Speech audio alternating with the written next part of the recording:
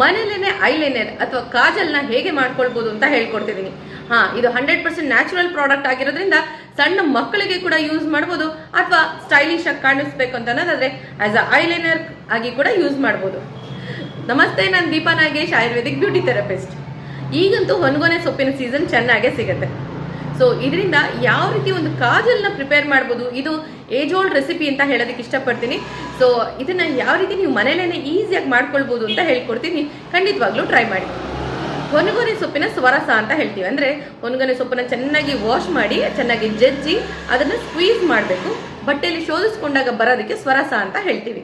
ಈ ಸ್ವರಸನ ನಾವು ದೀಪಕ್ಕೆ ಹಾಕುವಂಥ ಹತ್ತಿದು ಬತ್ತಿ ಏನಿರುತ್ತೆ ಅದರಲ್ಲಿ ಚೆನ್ನಾಗಿ ಸೋಕ್ ಮಾಡಿ ಅಥವಾ ರೋಲ್ ಮಾಡಿಬಿಟ್ಟು ಅದನ್ನು ಬಿಸಿಲಲ್ಲಿ ಒಣಗಿಸ್ಬೇಕು.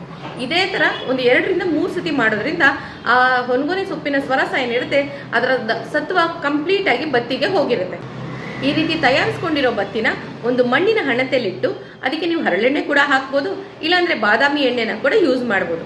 ಚೆನ್ನಾಗಿ ಹಾಕಿ ನೀಟಾಗಿ ದೀಪ ಹಚ್ಚಬೇಕು.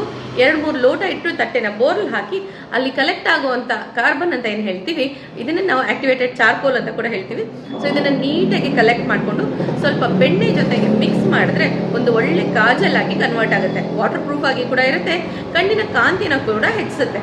ಸಣ್ಣ ಮಕ್ಕಳಿಗೆ ಯಾವುದೋ ಕೆಮಿಕಲ್ ಓರಿಯೆಂಟೆಡ್ ಕಾಜಲ್ನ ಹಾಕೋದ್ರ ಬದಲಿಗೆ ಮನೇಲಿ ಈ ರೀತಿ ಡಿಫ್ರೆಂಟ್ ಆಗಿ ತಯಾರಿಸ್ಕೊಂಡಿರುವಂಥ ಕಾಜಲ್ಗಳನ್ನ ಯೂಸ್ ಮಾಡ್ತಾ ಬನ್ನಿ. ಇದೇ ಹೊನಗೊನೆನ ನೀವು ಚೆನ್ನಾಗಿ ಗ್ರೈಂಡ್ ಮಾಡಿ ಹೇರ್ ಪ್ಯಾಕಿಗೆ ಕೂಡ ಅಪ್ಲೈ ಮಾಡ್ಕೊಳ್ಬೋದು. ಸ್ವಲ್ಪ ದಾಸವಾಳದ ಎಲೆ ಜೊತೆ ಗ್ರೈಂಡ್ ಮಾಡಿ ಅದನ್ನು ನೀಟಾಗಿ ಹೇರ್ಗೆ ಅಪ್ಲೈ ಮಾಡಿಕೊಂಡು 20 ಮಿನಿಟ್ಸ್ ಬಿಟ್ಟು ವಾಶ್ ಮಾಡೋದ್ರಿಂದ ಇಮ್ಮಿಡಿಯೇಟಾಗಿ ಹೇರ್ ಫಾಲ್ ಕಂಟ್ರೋಲ್ ಆಗೋದ್ರ ಜೊತೆಗೆ ಹೆಲ್ದಿ ಆ್ಯಂಡ್ ಬೌನ್ಸಿ ಹೇರ್ ನಿಮ್ದಾಗುತ್ತೆ.